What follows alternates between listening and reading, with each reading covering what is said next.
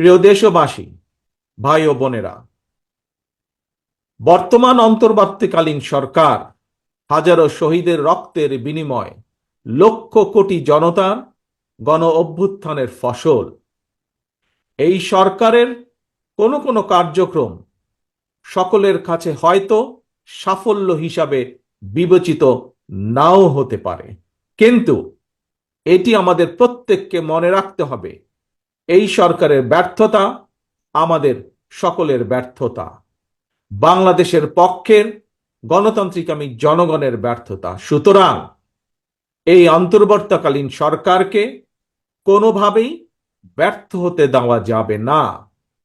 দেশে বিদেশে থেকে নানা রকমের উস্কানিতেও জনগণ অন্তর্বর্তীকালীন সরকারকে ব্যর্থ হতে দেবে না। তবে অন্তর্বর্তীকালীন সরকার যাতে নিজেরাই নিজেদের ব্যর্থতার কারণ না হয়ে দাঁড়ায়, সে ব্যাপারে তাদেরকেও সতর্ক থাকতে হবে। বাংলাদেশ কিংবা যে কোনো দেশেই গণ অভ্যুত্থানের মাধ্যমে গঠিত সরকার অবশ্যই জনগণের সরকার। তাই জনগণ অন্তর্বর্তীকালীন সরকারের প্রতি সহযোগিতা অব্যাহত রেখেছে, রাখবে।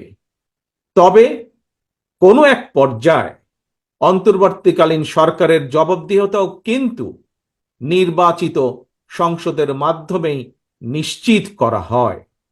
সুতরাং জনগণের রাজনৈতিক ক্ষমতায়নের মাধ্যমে একটি নির্বাচিত সংসদ এবং সরকার প্রতিষ্ঠায় অন্তর্বর্তীকালীন সরকারের সকল সংস্কার কার্যক্রমের প্রথম এবং প্রধান টার্গেট হওয়া জরুরি।